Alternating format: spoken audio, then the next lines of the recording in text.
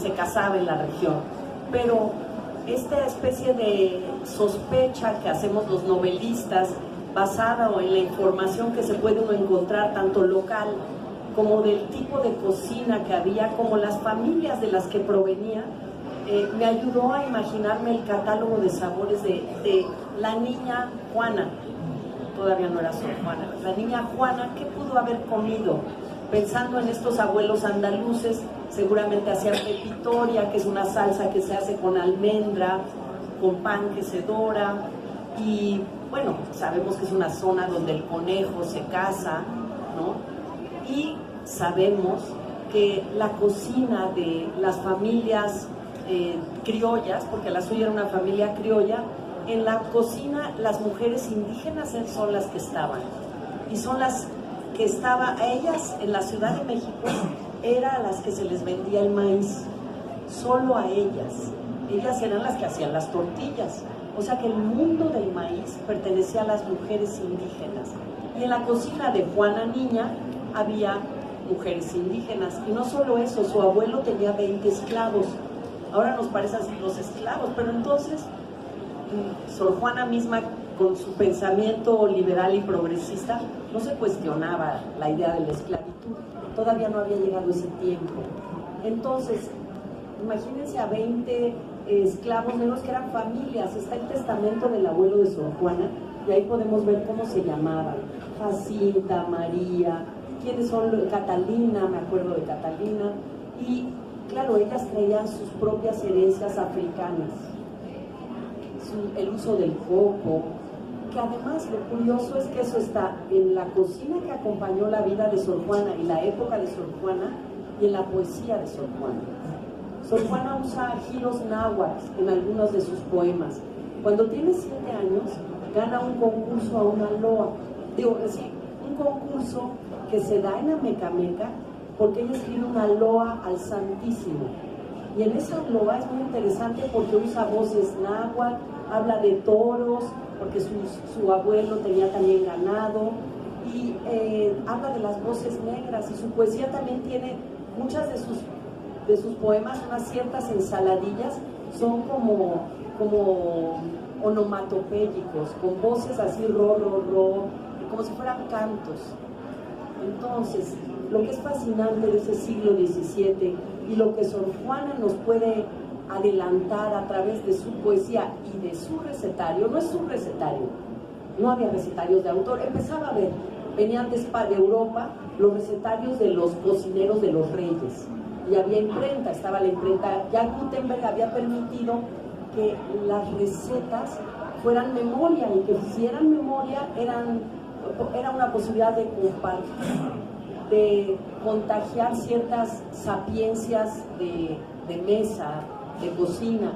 Entonces, a Sor Juana en ella está, en su tiempo, en su siglo, en esta parte creativa culinaria y en su poesía, el nacimiento de la mexicanidad.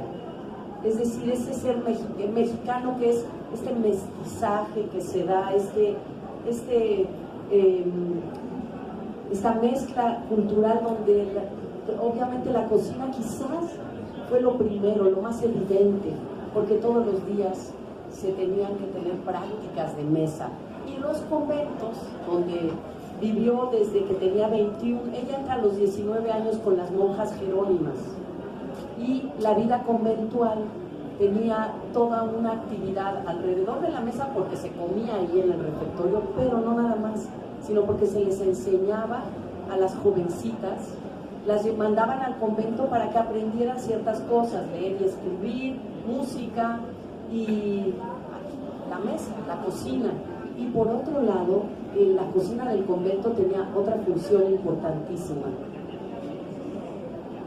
Tenían que mantenerse, tenían que generarse ingresos, entonces tenían sus especialidades, y las especialidades sobre todo eran dulceras, es decir, cada convento tenía una especialidad en el mapa geográfico, sobre todo del centro del país, pero también en Yucatán, que era con lo que comerciaban, o a veces obsequiaban a sus benefactores, o a los virreyes, las virreinas, a otros eclesiásticos, bueno, los bien me sabes, los suspiros, los marquesotes, los buñuelos, por decirles una, ahorita les leo un pedacito de Artemio de Valle Arizpe, donde hace una descripción que es como un acicate para la imaginación, porque es verbalmente jugosa. O sea, el catálogo dulcero de ese México colonial es el que forma el tapiz y el sustrato del dulce regional. O sea, lo que ahora es lo que, cuando vamos a Morelia, que si las morelianas, que si las charamuscas en Guanajuato, estas particularidades regionales, de alguna manera los conventos fueron los primeros que les dieron un carácter de pertenencia, y después hubo gremios, claro, gremios confiteros, no nada más ocurrió en los conventos, pero ahí, bueno, por eso tenemos las leyendas del rompope, ¿no? El rompope, Santa Clara, era parte de lo que se preparaba. Pero yo decía que es muy interesante esta época y lo que ocurre en los fogones, porque imagínense, creo que la revolución culinaria está en la introducción que hacen los españoles del azúcar. Es decir, antes de la llegada de los españoles se endulzaba con miel de abeja y miel de maguey, sobre todo miel de maguey. Acuérdense que existían estas figuras hechas de amaranto, de alegrías, que se apelmazaban con la miel de maguey y eran rituales, eran figuras rituales para los dioses. Pero el azúcar no existía, y el azúcar lo heredaron los españoles de los árabes. O sea, la manera de transformar el jugo de caña en azúcar, todo el proceso de extracción, igual que la destilación de licores, es una herencia árabe, de un refinamiento muy particular que revoluciona el mundo, porque primero el azúcar era usada para medicamentos. Digamos, todavía no se usaba, el primer uso del azúcar es, pues imagínense nuestras pastillitas, alguna principio, algo que se llaman principios activos, pero algún tipo de extracto de planta medicinal, amargo, ¿cómo podía saber bien? Con azúcar, ¿no? Los chochitos, así de claro. Pero después empezó a tener uso en la comida, porque lo que hacía el azúcar era conservar los alimentos. No había refrigeración, la carne se salaba, por ejemplo, ¿no? Y si queríamos conservar fruta, pues almíbares. O sea, las yemas de huevo, todos los postres que se hacían con yema de huevo en la época virreinal, es fascinante. Yemas reales, huevos mejidos, toda una variación de yema de huevo, que el azúcar permitía su conservación más tiempo del que hubieran durado si no se sometían a cierto proceso de cocción con azúcar. Las mermeladas, las jaleas. El azúcar fue la gran revolución, al mismo tiempo que México dio al mundo la vainilla y el chocolate. Digamos, ¿qué sería? Bueno, entre otras cosas, el jitomate, la calabaza, la jamaica, pero en el mundo, sobre todo del dulzor, imagínense sin la vainilla y el chocolate, que ahora es, digo, el chocolate no se utilizaba para bizcochos, no se utilizó así en el siglo XVII. El chocolate era bebido, la herencia prehispánica era este chocolate que ahora le hemos agarrado gusto cuando lo volvemos a beber con agua y hasta picante, ¿no? Sí. Y ese era el uso, era el amargorcito de este cacao. Y la adición del azúcar ocurre una vez que llega aquí, la adición de la leche también, y esa es una forma de beberlo que incluso fue considerada pecaminosa, ¿no? Estaba prohibido, porque las señoras querían beber chocolate en la iglesia, ¿no? Iban a la iglesia, era justo, ¿por qué no? Pues un chocolatito. Hasta hubo un invento que se llama mancerina. Cuando el virrey Mancera, que es en época de Sor Juana, la mancerina era una taza pegada a un platito, porque ahí podía estar el bizcochito, y entonces así se bebía el café, el chocolate. El café es muy posterior, no está en el momento del siglo de Sor Juana. Entonces, esta mezcla de ingredientes era una parte, las almendras, las nueces, pero México tenía el cacahuate, la pepita. Entonces unas entraban a sustituir a las otras. y formas de cocción. Dicen los entendidos que la cocina prehispánica era a nivel de suelo, las mujeres de rodillas, metate, y con los españoles, con la llegada de los españoles, se empieza a usar el mortero, se empiezan a mezclar utensilios de cocina. El mortero, parece que el molinillo de chocolate viene de China, la nao de China traía una serie de productos, o sea, no nada más venían de este lado, venía la canela de Ceilán, por ejemplo, la actual Sri Lanka, del lado del Pacífico. Entonces, esta cocina se legó al fogón con leña. Y, por ejemplo, Ana Benítez Muro, para adaptar las recetas, cuando encontraba que algún alimento, sobre todo estos dulces, estas especies de cuajadas, se hacían a dos fuegos, ese era el horno. O sea, en lugar de horno, fuego por abajo, un comal arriba y fuego, leña por arriba o carbón. Y ahí teníamos los dos fuegos y había un horno. Y funciona. ¿No? Funciona, ¿verdad? Funciona, sí. Ahora nos dirían póngalo al horno a tantos grados, ¿no? El recetario contemporáneo. Pero también los modos de cocción se diversificaron, se enriquecieron, porque yo creo que aquí en este mestizaje culinario en particular, lo que hubo es un enriquecimiento mutuo, diverso, riquísimo, y muchos de los sabores de la época. Yo cuando leía el recetario que hizo Ana de Sor Juan, atribuido a Sor Juana, encontrado en el convento, que Ana Benítez Muro probó y adaptó, y quiere decir que ella guisó todos los platillos. Ella una vez me dio a probar uno de los guisos más interesantes del recetario, se llama turco de maíz cacahuacinque. Todos los platos son muy barrocos, o sea, el recetario revela el espíritu de la época, el barroco. Entonces, por ejemplo, hay muchas guisados en capas. El turco de maíz cacahuacintle es cacahuacintle, luego una capa de, como sería nuestro picadillo, ¿no? Carne con acitrón, con aceitunas, con alcaparras. Ya estamos viendo ahí lo árabe, con la biznaga mexicana, con canela, y otra vez turco de maíz cacahuacintle, y digo turco, capa, y eso se le llamaba turco. Todavía no sé por qué se le llamaba turco. Me parece muy interesante porque nos lleva a otras geografías, pero la mayoría de los platos salados del recetario, que son los menos, la mayor parte son 26 recetas dulces y 13 saladas. Todas son así, menos unos platillos como gigotes se llamaban, muy del francés gigot. Y estos platillos en capas, con arroces que venían de Oriente, o los árabes también lo habían traído, y siempre mezclado con dulce, y siempre dicen empedrado, los platillos todos están empedrados de nueces, piñones. Yo me imagino su aspecto como un retablo barroco, es decir, no había espacio vacío, la comida era así llena. ¿Por qué usaban las yemas? Porque, bueno, una hipótesis dice que las claras se usaban, ¿verdad?, para los retablos en los templos, el oro, para pegar las hojas de oro, ¿no? Y ¿sabes qué? Sí se usaban para eso. La hipótesis que no es que como había tantas yemas sobrantes, se empezaron a darles uso culinario. Muchísimas yemas, impensable en nuestras épocas de miedo al colesterol, pero es un mito también sin miedo al colesterol, ¿no?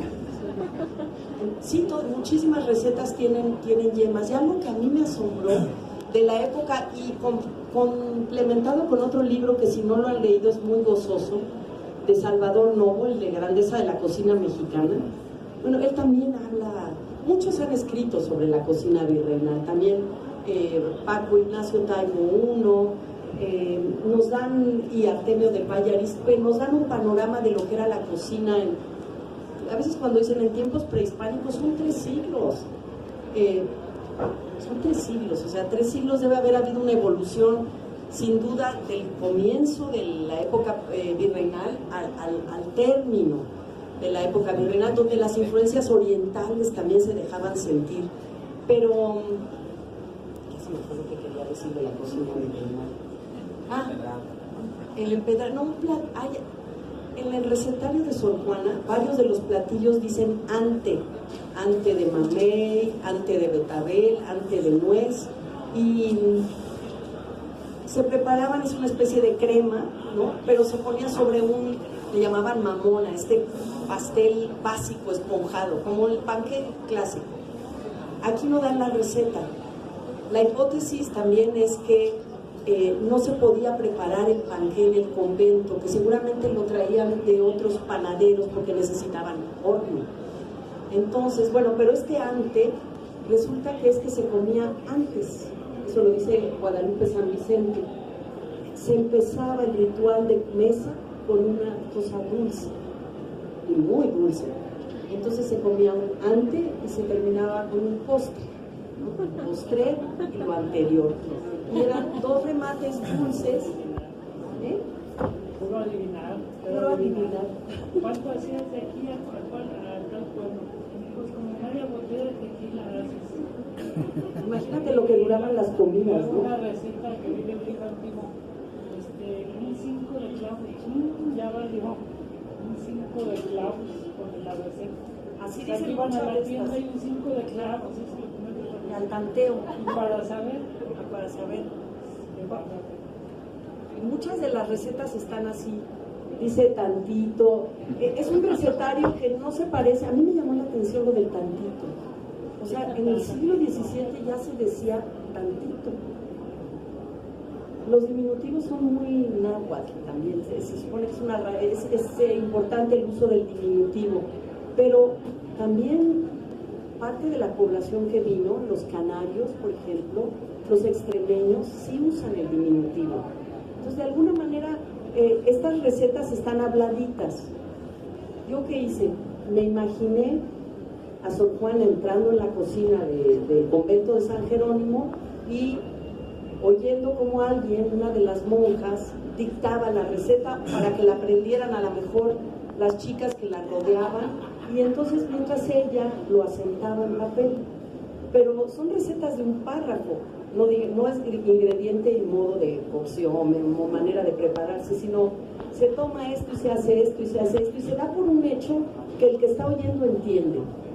O sea, es una especie de recetario hablado, tradición oral, para cierta experiencia alrededor de los afanes de cocina, y eso es lo que a mí más me gusta, qué buena idea haberlo asentado por escrito. Si no hay este documento que asienta por escrito, como muchos de los recetarios que se han recuperado en la historia, no sabríamos a qué sabe una época.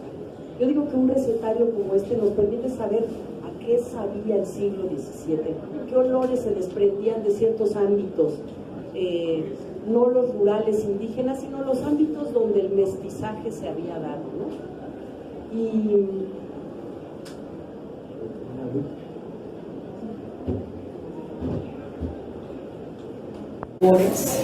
el mundo de las formas de cocción, de mesa, de rituales de una época revelan muchísimas cosas de la historia, tanto pública como privada y cotidiana. Voy a tratar de ser clara. Resulta que una amiga que desgraciadamente murió, ya, Ana Benítez Muro, una experta en gastronomía que dirigió una colección de cocina novohispana para Editorial Clio, unas ediciones fasciculantes. Si las encuentra por ahí, ya no, ni en Amazon ni en las de viejo, unas ediciones bueno, en viejo sí. Acabo de encontrar precisamente el de Sor Juana en la cocina. Preciosos, sí. Ilustrados, tamaño carta, con fotos, con toda una investigación iconográfica muy cuidada. Esta amiga que dirigía esta colección de cocina virreinal me dijo un día: oye, encontraron un recetario atribuido a Sor Juana del convento de San Jerónimo y yo voy a adaptar las recetas, me dijo. Voy a hacer un recetario que pueda ser cocinado en el siglo XXI. Entonces voy a ver, cuando la medida de la receta dice claco, un claco de canela, ¿qué es un claco de canela, no? Entonces ella tuvo que hacer una adaptación guiada por su sapiencia sensorial también, que podría ser el equilibrio, porque a veces lo exacto no estaba, porque eran recetas habladitas, no eran recetas como los recetarios de hoy, sino como si se dictara, se pone tantito, por ejemplo, hasta el diminutivo, ¿no? Tantito. Y ella hizo con ese recetario una adaptación de manera que pudiéramos o podamos probar esos sabores en tiempo presente. Y a mí me pidió un ensayo, me dijo, estas publicaciones, además de las recetas, llevan un ensayo sobre la gastronomía de la época. ¿Le entras? Sor Juana en la cocina, me dijo yo. Nunca me había imaginado a Sor Juana en la cocina, la verdad. O sea, me parecía que ese espacio de picar cebollita, de probar, no sé, Sor Juana no la había yo situado ahí. Y entonces fue maravilloso porque eso me dio el pretexto para investigar. Dije, ¿con qué palabras voy a rubricar este recetario o introducir al tema si yo misma tengo que saber algo de gastronomía de la época? Y eso me llevó a encantarme o a asombrarme por el tiempo, el siglo que le tocó a vivir a Sor Juana, el siglo XVII.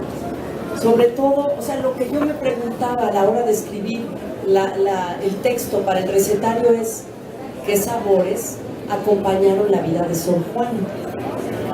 Entonces tuve que ver cómo era la vida de Sor Juana, es decir, de niña, ¿qué pudo haber habido en su mesa? Y entonces, pues todos sabemos que nació en Lepanto. Luego vivió en Panuaya, que es muy cerca de Amecameca, en una zona fría, ¿no? Donde el heno cuelga de los árboles y donde hay hongos sanjuaneros.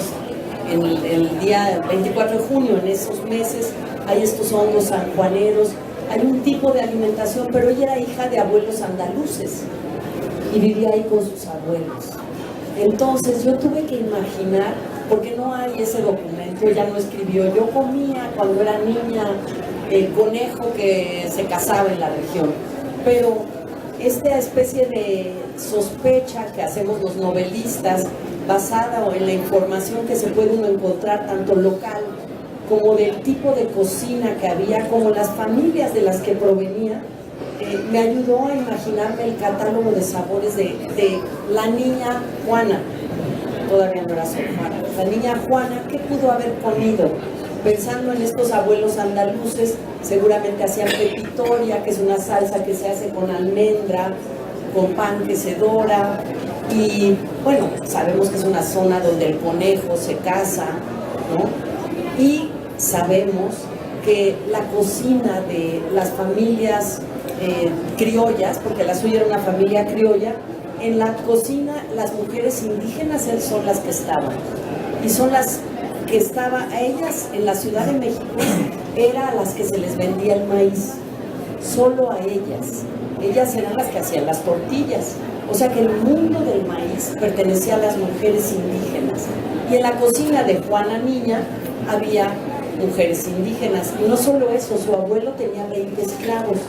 Ahora nos parece así los esclavos, pero entonces Sor Juana misma, con su pensamiento liberal y progresista, no se cuestionaba la idea de la esclavitud, todavía no había llegado ese tiempo. Entonces, imagínense a 20 esclavos negros que eran familias. Está el testamento del abuelo de Sor Juana, y ahí podemos ver cómo se llamaban: Jacinta, María, quiénes son, Catalina, me acuerdo de Catalina, y claro, ellas traían sus propias herencias africanas, el uso del coco, que además lo curioso es que eso está en la cocina que acompañó la vida de Sor Juana y la época de Sor Juana, y en la poesía de Sor Juana. Sor Juana usa giros náhuatl en algunos de sus poemas. Cuando tiene 7 años, gana un concurso a una loa.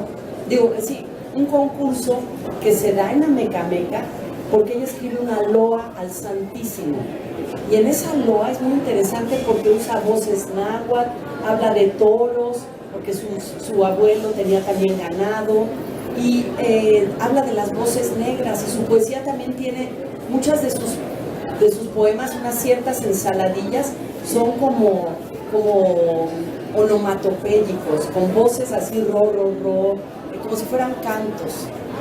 Entonces, lo que es fascinante de ese siglo XVII y lo que Sor Juana nos puede adelantar a través de su poesía y de su recetario. No es un recetario, no había recetarios de autor, empezaba a ver, venían de Europa los recetarios de los cocineros de los reyes, y había imprenta, estaba la imprenta, ya Gutenberg había permitido que las recetas fueran memoria, y que si eran memoria era una posibilidad de compartir, de contagiar ciertas sapiencias de mesa, de cocina. Entonces, a Sor Juana en ella está, en su tiempo, en su siglo, en esta parte creativa culinaria y en su poesía, el nacimiento de la mexicanidad. Es decir, ese ser mexicano que es este mestizaje que se da, esta mezcla cultural donde obviamente la cocina quizás fue lo primero, lo más evidente, porque todos los días se tenían que tener prácticas de mesa.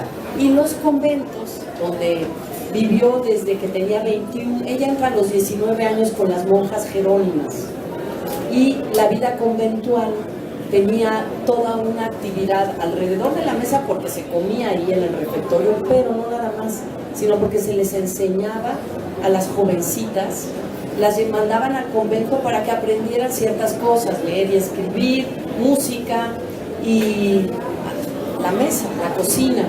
Y por otro lado, la cocina del convento tenía otra función importantísima. Tenían que mantenerse, tenían que generarse ingresos, entonces tenían sus especialidades, y las especialidades sobre todo eran dulceras.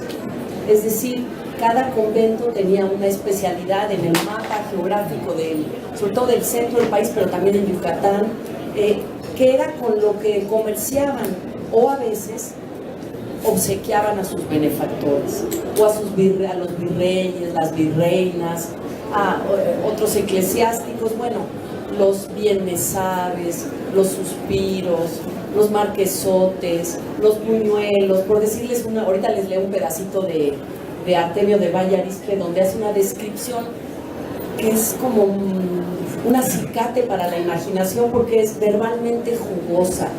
O sea, el catálogo dulcero de ese México colonial es el que forma el tapiz y el sustrato del dulce regional. O sea, lo que ahora es lo que, cuando vamos a Morelia, que si las morelianas, que si las charamuscas en Guanajuato, estas particularidades regionales, de alguna manera los conventos fueron los primeros que les dieron un carácter de pertenencia. Y después hubo gremios, claro, gremios confiteros, no nada más ocurrió en los conventos, pero ahí, bueno, por eso tenemos las leyendas del rompope, ¿no? Rompope, Santa Clara, era parte de lo que se preparaba. Pero yo decía que es muy interesante esta época y lo que ocurre en los fogones, porque imagínense, creo que la revolución culinaria está en la introducción que hacen los españoles del azúcar. Es decir, antes de la llegada de los españoles se endulzaba con miel de abeja y miel de maguey, sobre todo miel de maguey. Acuérdense que existían estas figuras hechas de amaranto, de alegrías, que se apelmazaban con la miel de maguey, y eran rituales, eran figuras rituales para los dioses.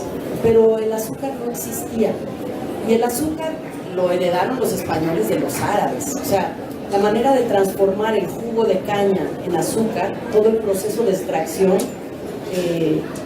igual que la destilación de licores, es una herencia árabe, de un refinamiento muy particular que revoluciona el mundo. Porque primero el azúcar era usada para medicamentos.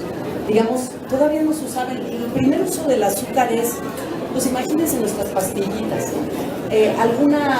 Principio, no se llaman principios activos, pero algún tipo de extracto de planta medicinal, amargo, ¿cómo podía saber bien? Con azúcar, ¿no? Los chochitos, así de claro. Pero después empezó a tener uso en la comida, porque lo que hacía el azúcar era conservar los alimentos.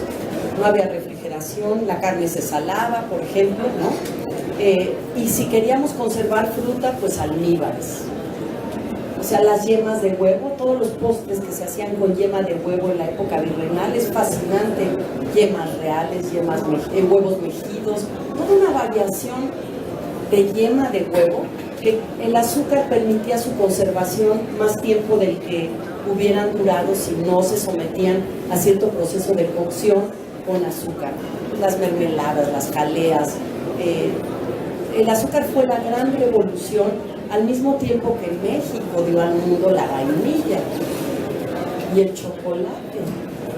Digamos, ¿qué sería? Digo, entre otras cosas, el jitomate, la calabaza, la jamaica, pero en el mundo, sobre todo del dulzor, imagínense sin la vainilla y el chocolate, que ahora es, digo, el chocolate no se utilizaba para bizcochos, no se utilizó así en el siglo XVII.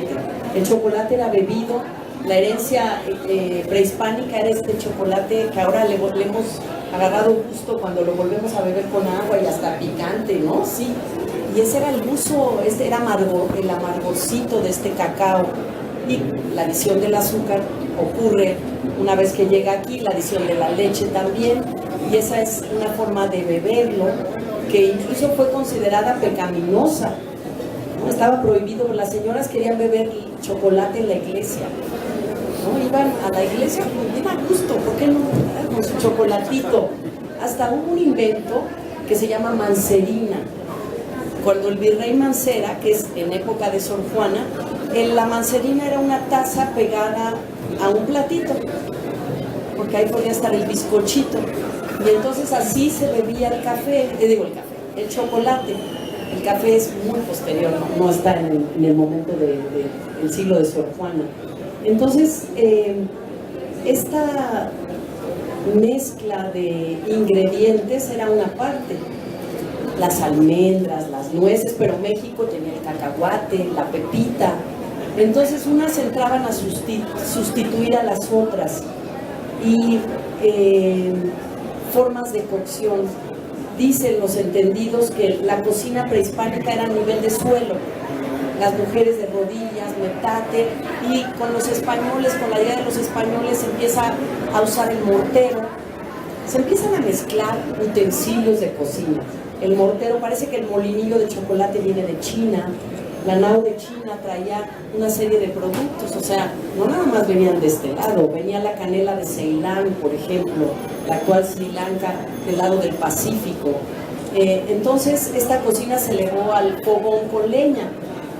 Y, por ejemplo, Ana Benítez Muro, para adaptar las recetas, cuando encontraba que algún alimento, sobre todo estos dulces, estas especies de cuajadas, se hacían a dos fuegos, ese era el horno. O sea, en lugar de horno, fuego por abajo, un comal arriba y fuego, leña por arriba o carbón, y ahí teníamos los dos fuegos y había un horno. Funciona. ¿No? Funciona, ¿verdad? Funciona, sí. Ahora nos dirían póngalo al horno a tantos grados, ¿no? El recetario contemporáneo. Pero también los modos de cocción se diversificaron, se enriquecieron, porque yo creo que aquí en este mestizaje culinario en particular, lo que hubo es un enriquecimiento mutuo, diverso, riquísimo, y muchos de los sabores de la época. Yo cuando leía el recetario que hizo Ana, de Sor Juana, atribuido a Sor Juana, encontrado en el convento, que Ana Benítez Muro probó y adaptó, y quiere decir que ella guisó todos los platillos.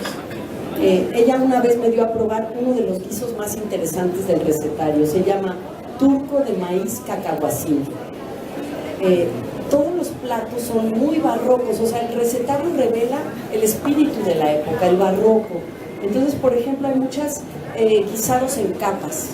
El turco de maíz cacahuacintle es cacahuacintle, luego una capa de, como sería nuestro picadillo hoy, ¿no? Carne con acitrón, con aceitunas, con alcaparras. Ya estamos viendo ahí lo árabe, con la biznaga mexicana, con canela, y otra vez turco de maíz cacahuacintle, y digo turco, capa, y eso se le llamaba turco.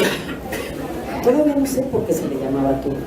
Me parece muy interesante porque nos lleva a otras geografías, pero la mayoría de los platos salados del recetario, que son los menos, la mayor parte son 26 recetas dulces y 13 saladas.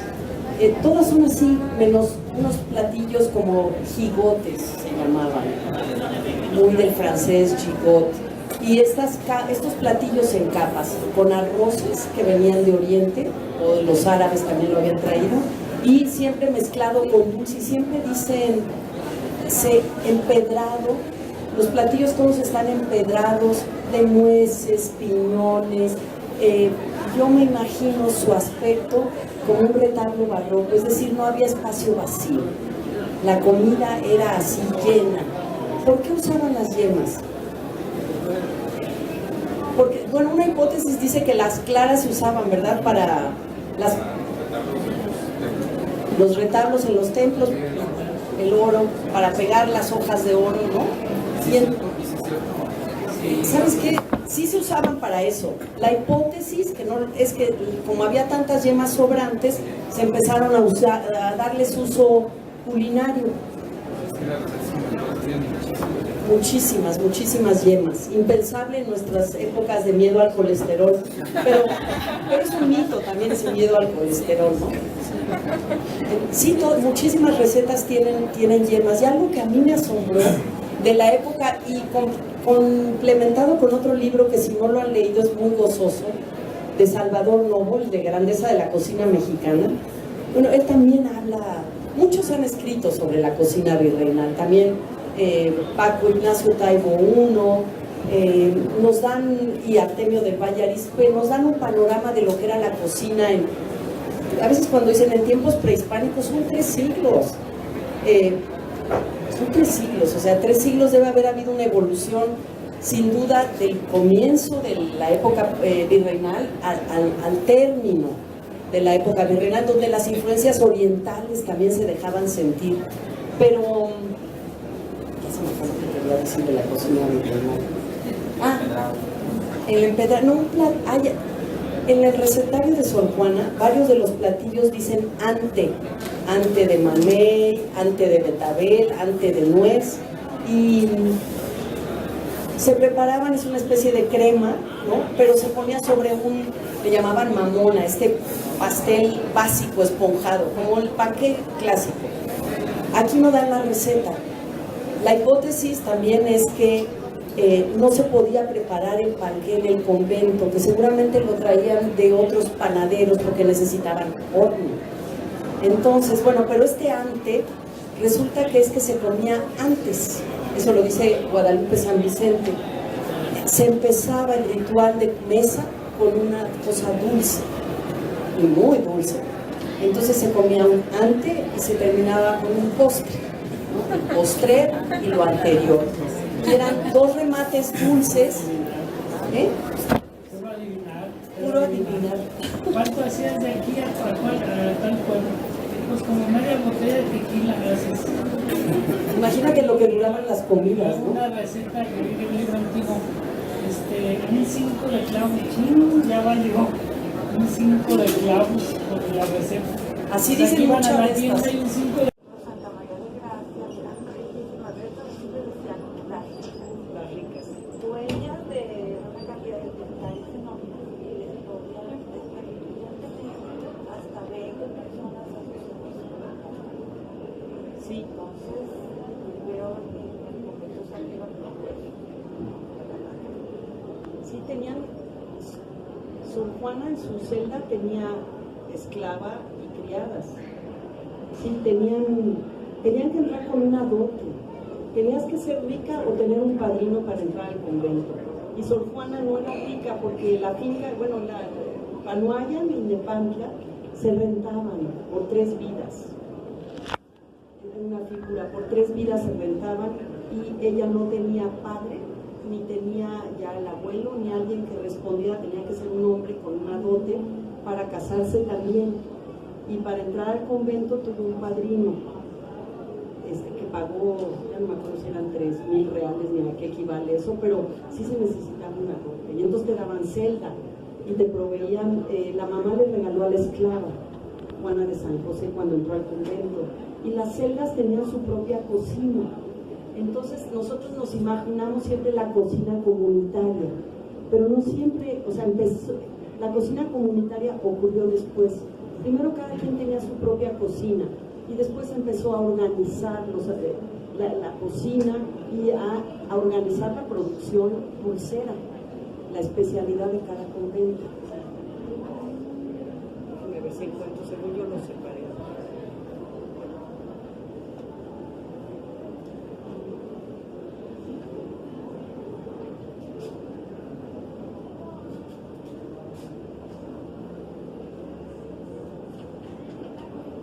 Miren, entre las observaciones de Sor Juana en su respuesta a Sor Filotea, ya está, ella tenía un espíritu científico. Cuando la imaginamos haciendo versos, nos vamos por la idea de la lírica nada más, ¿no? De cierto lirismo, obviamente de la dificultad de la rima y la métrica de la época, pero era una mujer, yo diría, de espíritu renacentista, interesada en muchos ámbitos del pensamiento y del conocimiento humano. Entonces, incluye la gastronomía, pero vean la observación. Es un pedacito. La respuesta es a Sor Filotea, que en realidad es el obispo Fernández de Santa Cruz. Pero hay un juego ahí entre... Yo usé ese juego para mi novela, dije, hasta el obispo le habla como mujer, pues vamos a hacer que todas las mujeres de la época vean a Sor Juana, las posibles y las hipotéticas. Y dice en la respuesta, ¿pero qué os pudiera contar, señora, de los secretos naturales que he descubierto estando guisando? Ver que un huevo se une y fríe en la manteca o aceite y por contrario se despedaza en el almíbar. Ver que para que el azúcar se conserve fluida basta echarle una muy mínima parte de agua en que haya estado membrillo u otra fruta agria. Ver que la yema y la clara de un mismo huevo son tan contrarias que en los unos que sirven para el azúcar sirve cada una de por sí y juntos no. Por no cansaros con tales frialdades, que solo refiero para daros entera noticia de mi natural y creo que os causará risa, pero señora, ¿qué podremos saber las mujeres sino filosofías de cocina? ¿No? Ahí se está burlando. Bien dijo Lupercio Leonardo que bien se puede filosofar y aderezar la cena, y yo suelo decir, viendo estas cosillas, si Aristóteles hubiera guisado, mucho más hubiera escrito. Entonces, ahí está ese espíritu, además observando los cambios físico-químicos, ¿no? Con el calor, los cambios de estado, el ácido del membrillo.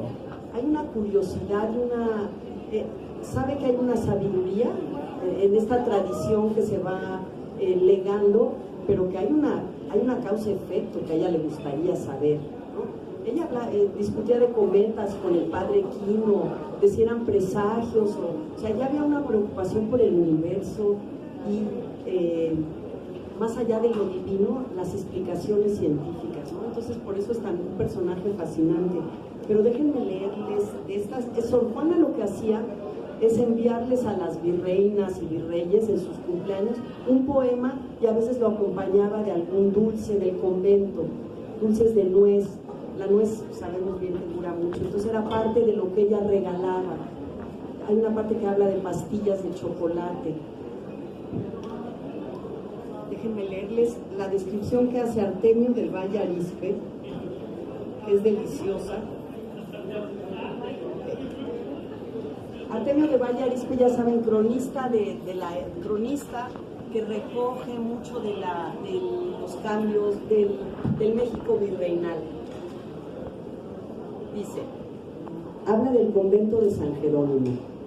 Sus dulces son pura maravilla, la cima y el emporio del convento, sus alfajores de tradición morisca, sus melindres y sus amieles, sus yemitas acarameladas entre picados papelillos de diferente color, semejan extrañas flores, sus huevitos de faltriquera, sus alfeñiques, sus leves aleluyas y sus canelones de acitrón, sus tiranas de calabaza, sus refulgentes picones de camote con piña y almendra, de camote con naranja o camote con chabacano, sus sonrosadas panochitas de piñón, ligero rubor hecho dulce, y sus eximios petretes, sus mantecadas, y su gorja de ángeles y sus tortas rellenas y sus tortas pascuales y las semiempapeladas ya con barrocos dibujos de canela que exceden a todo gusto y todo aroma.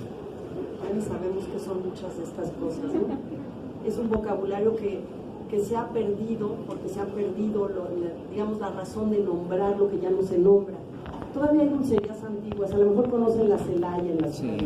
Ahí podemos otra vez mirar ciertas cosas que ya dulcerías en Puebla, ¿no?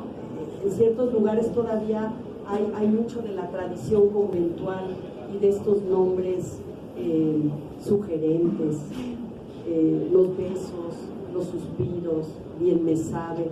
Yo digo, bueno, no solo yo digo, se ha dicho que hay una mística y erótica del barroco, y esa mística y erótica también está en la sensualidad culinaria, ¿no? La comida que apela a todos los sentidos y que eleva también. Mónica, yo soy de Puerto Vallarta, allá tenemos un pan que se llama pan de pucha y precisamente es un pan muy antiguo, de ser muy antigua, y creo, porque una vez la platiqué con un panadero, que se llama así porque no tiene huevos, se prepara sin huevos, entonces puede que a lo mejor sea nada más el juego o sí sea real.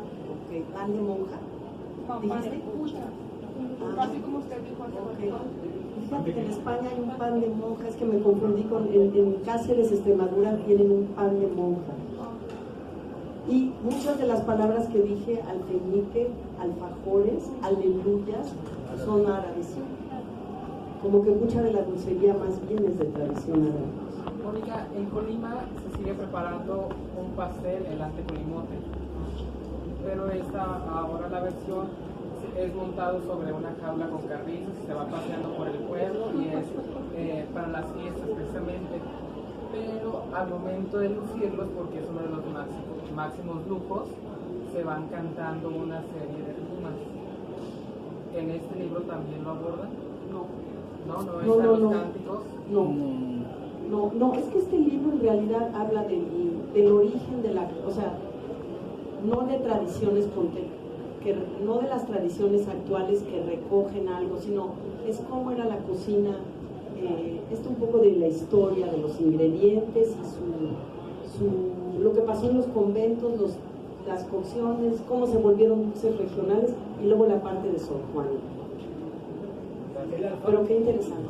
Disculpe, el alfajor que aquí conocemos en Colima, en Argentina el alfajor es una galleta. Totalmente diferente, ¿verdad? Sí, totalmente. ¿Por qué será? No tengo idea. Porque digo, es el mismo nombre, Sí. rutas distintas, ¿verdad? Disculpe la No, desviación. perfecto. Yo creo que hay mucho, o sea, yo no soy una investigadora de gastronomía. Soy alguien curioseando sobre el tema. En varias ediciones, ¿no? Con la Nacional de Colombia. Sí, porque soy una comelona. Soy una curiosa de la historia de la comida y me encanta ir probando y conocer lo que tú estás diciendo, las conexiones, también incluso en los cantos hay muchas conexiones, orígenes, y eso me llevó, sobre todo soy novelista y cuentista, ¿no? Es que yo creo que... Quisiera preguntar, ir hacia atrás en lo del turco. En Monterrey, que se supone que los españoles que llegaron eran cefalitas, los marranos, hay una empanada que le llaman turco. Antes era con manteca de puerco y ahora pero es un picadillo de puerco que lleva piloncillo, que lleva nueces. Y se supone que son judíos, se comen a turco.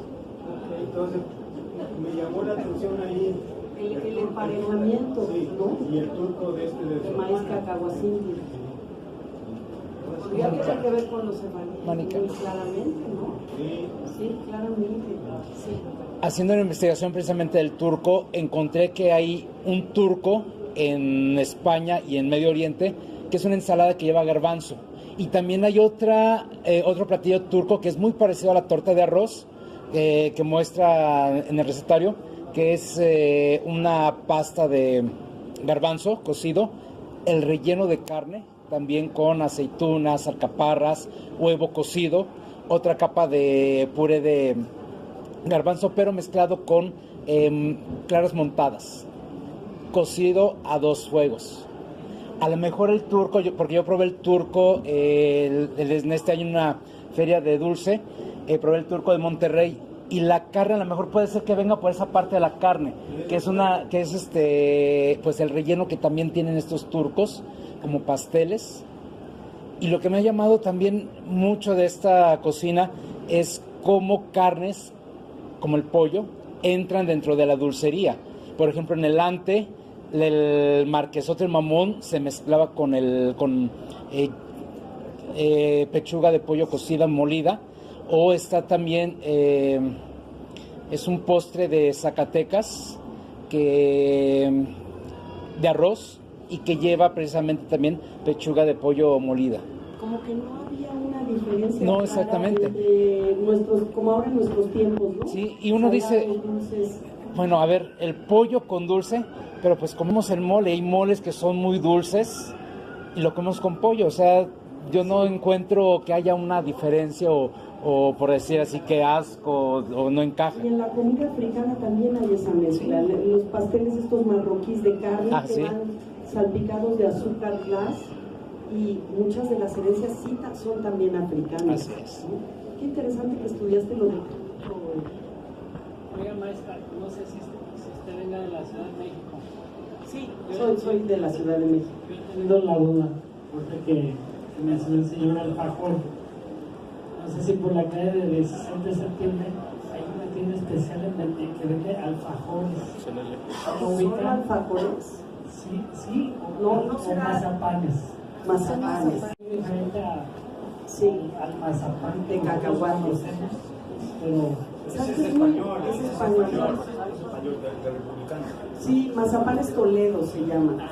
Yo tuve la suerte de hacer varios capítulos de su libro cuando cumplieron 50 años de estar en México, porque sí, fue una empresa fundada por exiliados de la Guerra Civil Española que venían de familia toledana, que hacían tradicionalmente mazapanes, que además son herencia árabe. Los mazapanes de almendra, ¿no? La almendra es su principal ingrediente. Cuando uno ve los banquetes en el libro de Bernal Díaz del Castillo, el banquete de Hernán Cortés, hay un capítulo dedicado a los banquetes de Moctezuma, y luego los banquetes de Hernán Cortés. Había mazapanes. Entonces, sí había mazapán en México, que necesariamente tenían que importar la almendra. No se cultivaba todavía, luego se empezó a cultivar. El huevo es de la India también, el huevo de gallina. Entonces, son ingredientes que se van incorporando y volviendo asunto, digamos, van siendo parte del menú o del catálogo, pero el mazapán duraba mucho. El mazapán y el turrón, ya sabemos de Gijón, eso duraba mucho. Y el mazapán tiene Leonardo da Vinci no sé si conozcan sus apuntes de cocina, los que aquí están. Él habla él trabajó para los Ludovico Sforza. Leonardo da Vinci era el jefe de cocina de Ludovico Sforza en Milán, y entonces era el encargado de los banquetes, y él con mazapán, que es realmente masa de almendra dulce con huevo, hacía algo que se llamaban sutilezas. Cuando invitaba a los grandes señores, Ludovico, Leonardo da Vinci ponía una esculturita de mazapán en cada lugar, pero adentro, así como en las galletitas de la suerte china, venía una especie de texto que era como una prospección política. No, la palabra no es prospección, como un augurio, pero a nivel político, porque eran todos mandatarios. Y eso hacía Leonardo da Vinci. El mazapán es muy antiguo y entró a Italia, entró a Alemania, que se atribuye la invención también. Venecia dice que ellos lo inventaron, en Alemania también dice, y en Toledo también, pero en realidad es una herencia árabe. Oiga, maestra, a lo mejor me salgo del contexto. Me gustaría a mí hace mucho tiempo saber los principios, los orígenes de las famosas carnitas de Michoacán. No tengo idea. No tengo idea. Por ahí supe que en Santa Clara el Cobre les hicieron elaboraron por primera vez el caso del cobre. Bueno, Es que el anecdotario culinario no puede ser fantástico y prodigioso, ¿no? Sí. Mónica, yo tengo una duda en cuanto a Ana Benítez. Pégatelo tantito. Sí, Ana Benítez retoma, No se oye. retoma este texto antiguo de Sor Juana, pero es un texto de autoría de Sor Juana. ¿Cómo lo podemos Sí. saber, no? Porque Mira, es un texto del siglo XVIII, facsimilar del original, que tenía un señor Cortina. Esa es como la historia del recetario. ¿Por qué se atribuye a Sor Juana? Por eso dice se atribuye, porque lo precede un soneto de Sor Juana. Y el recetario cierra con otro soneto de Sor Juana. Entonces, como es del convento de San Jerónimo, como tiene estos dos sonetos, por lo menos lo que sabemos es que el recetario del convento, porque lo que les decía, no había una autoría del recetario, sino es como el acervo gastronómico y la memoria práctica que se quería transmitir dentro del convento. O sea, no es que Sor Juana inventara estas recetas. ¿Y se recupera su muerte o cómo el recetario? Ese recetario lo tiene, o sea, esta copia facsimilar la tiene este señor Cortina, y de un documento antiguo que se recupera. Eso es, ¿cómo se recupera? Porque no conocemos el recetario antiguo, sino la copia facsimilar es lo único que existe. Y la copia facsimilar tiene esta firma de Sor Juana al final de del soneto. Pero cuando, o sea, quién vio, o sea, quién lo copió, no sabemos. Pero se le hizo prueba para ver si era auténtico, no sé qué, a la copia facsimilar. Una vez lo publicó el Estado de México, esta es la segunda vez que se publica. No es que se haya publicado mucho, y tampoco se puede afirmar, es el recetario que Sor Juana recopiló, creemos, pero es el del convento mientras ella estaba. Por eso yo digo que lo que nos aproxima son los sabores de una época. Pero yo quiero jugar con las preferencias de Sor Juana, pero a lo mejor es mentira. Digamos, yo hacerle una radiografía al recetario, digo, a Sor Juana le gustaba lo dulce más que lo salado, pero a lo mejor el convento enseñaba sobre todo las recetas dulces, porque esas son las del intercambio con el exterior. Eran monjas en clausura. Entonces el intercambio con el exterior era muy importante para allegarse, bueno, y en el caso de Sor Juana, para allegarse ideas y libros y conversaciones con los ilustrados de su época, ¿no? Sí, hay un poco de misterio ahí. Lo que sí se encontró en el convento de San Jerónimo es en el arco de la enfermería. Se encontraron los documentos de Sor Juana cuando firma con sangre "Yo la peor del mundo", sus votos de la fe. O sea, cuando ella ya cumplió 25 años de estar en el convento de San Jerónimo, tenía que renovar sus votos. Y entonces este documento firmado con sangre, "Yo la peor del mundo", se encontró en el arco de la enfermería. Y está en el claustro de Sor Juana. ¿Regresaría de Sor Juana o es un personaje que va y viene? ¿Sabes qué? Me sigue pareciendo muy misterioso. Una vez que te metes con Sor Juana, no se te va porque te sigue fascinando y porque los estudiosos de Sor Juana están viendo a ver si aparece un documento nuevo en no sé dónde. Entonces va viendo indicios que a lo mejor nos dan más certeza de saber exactamente qué pensaba, qué pasó, si cena, porque muchas veces dicen, tuvo un amor, no tuvo un amor. Hay toda esta serie fue favorecida por los poderosos de su época o no fue favorecida, vendió sus libros, porque al final de su vida, cuando firma "Yo la peor del mundo", ya vendió los libros de sus celdas, sus instrumentos musicales, y algunos dicen que fue voluntario, ciertos estudiosos, otros como Octavio Paz dice que no, que fue obligada. Entonces, en esas líneas de la especulación es donde Sor Juana todavía sigue siendo ¿La fascinante. serie qué te parece? La serie que me parece. A mí me hubiera gustado que mi novela la hubieran hecho serie, entonces quitándome esa sensación de que no fue. No me gusta me parece que informa, que La actuación de Arcelia Ramírez me gusta y que tiene que tener un efecto dramático obligado. A mí la parte del lesbianismo de Sor Juana, que ha sido como muy explotada, me parece una manera casi burda de aproximarse a ella. Es decir, no sabemos, ¿y qué importa? Pero no sabemos. Por otro lado, no hay manera de saber si deseaba a la virreina. A mí me gusta entrar por la idea de la amistad. Eran de la misma edad, la segunda virreina, porque la primera podía haber sido su mamá, ¿no? Leonor Carreto. La segunda eran de la misma edad, ilustradas. ¿Con quién iba a hablar Sor Juana? Es que cuando uno piensa es ¿con quién iba a hablar? Pues necesitaba hablar con Sigüenza y Góngora, que era el poeta de la época, el padre Quín o los padres que eran ilustrados, y pues la virreina y esta virreina se admiraban, se escribían poemas, ella le traía libros, la publicó, logró que se publicara en España, había complicidad. Y a mí me gusta la idea, ¿por qué nos tenemos que ir por el romance? Como una manera de entender a Sor Juana, ¿no? A mí me parece que la amistad a veces es de una estatura más elevada, a veces. Que se enamoraban de ella. Y sabes que las formas amorosas de la época eran otras. Se mandaban poemas amorosos que no era te amo, porque además acuérdense que no era una poesía del yo. La poesía del yo empieza mucho después. O sea, lo que está aquí escrito no es lo que yo estoy sintiendo y pensando. Estoy usando formas, toda la retórica, la métrica para hacer una silva o un soneto, y quiero comunicar algo, pero no quiere decir que yo esté muerta de amor por ti. Eso es muy posterior.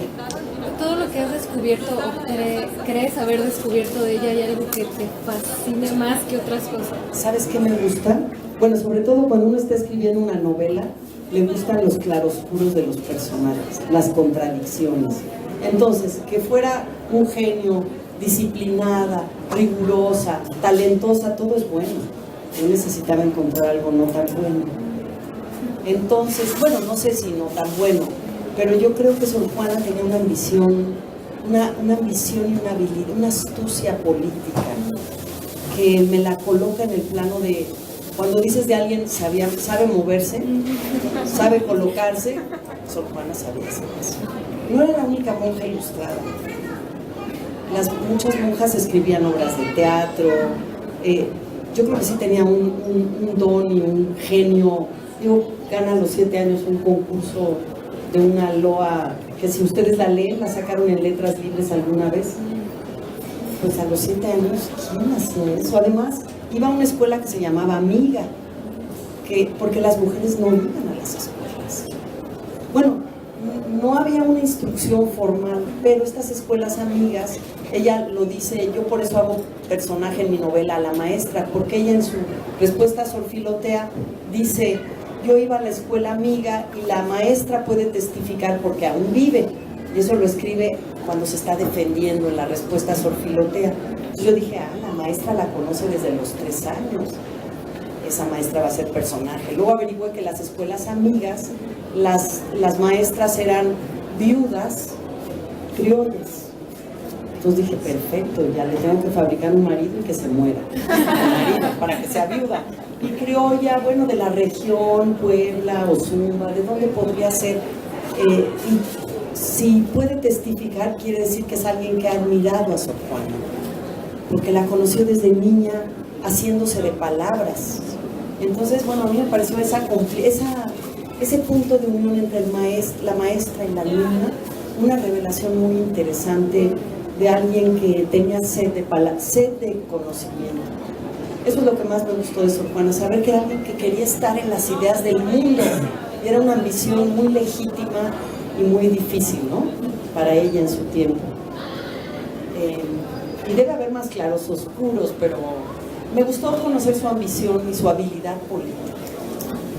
Y bueno, con esta colaboración en el libro de Ana Benítez, para hacer un estudio más como desde la cocina, ¿qué aportaciones te dio a ti que no sabías? ¿Qué te permitió descubrir? Pues no sabía nada. O sea, yo nunca me había cuestionado qué se comía ¿qué ¿qué comía en el siglo XVII? No me lo había preguntado, ¿no? Sí había hecho algunos artículos, he escrito sobre cocina desde hace mucho y sabía qué ingredientes dio México al mundo, pero exactamente qué hacía, cómo era la comida del siglo XVII, no lo sabía. Digamos que Ana Benítez Muro me puso en ese camino, en esa provocación. Y de hecho es curioso porque Ana Benítez Muro la conocí en un contexto gastronómico, en donde yo me colé. Hicimos un viaje en tren de extremo a extremo de Canadá, desde Halifax, que es la costa atlántica, hasta Vancouver, en la costa pacífico, en un tren, en un viaje donde invitaron a periodistas de gastronomía. Y entonces teníamos que escribir, nos daban manjares, y esto es de esta zona, y había influencia escocesa, y aquí se comía búfalo, aquí había influencia de los inuit. Bueno, fue muy divertido y fascinante. Y de ahí hice una amistad con Ana Benítez Muro, que fue lo que me provocó la invitación, y yo escribí una novela que se llama Despertar los apetitos, de periodistas de gastronomía que van por Canadá, pero el fotógrafo japonés desaparece en la penúltima parada del tren. Eso me lo dio el viaje en tren y me dio a la amistad con Ana, la cercanía con la comida no hispana y la posibilidad de escribir Yo la Peor, que me dio también, yo ya había escrito otros libros, pero Yo la Peor me dio muchos más lectores de los que había tenido y me dio un premio. Entonces yo uso lo que sé, lo que aprendí de la cocina y de las maneras de esa época para en la novela hacerle el banquete de la ceremonia del velo a Sor Juana, por ejemplo. Me dio una riqueza, incluso de saber. No crean que yo he hecho todas las recetas.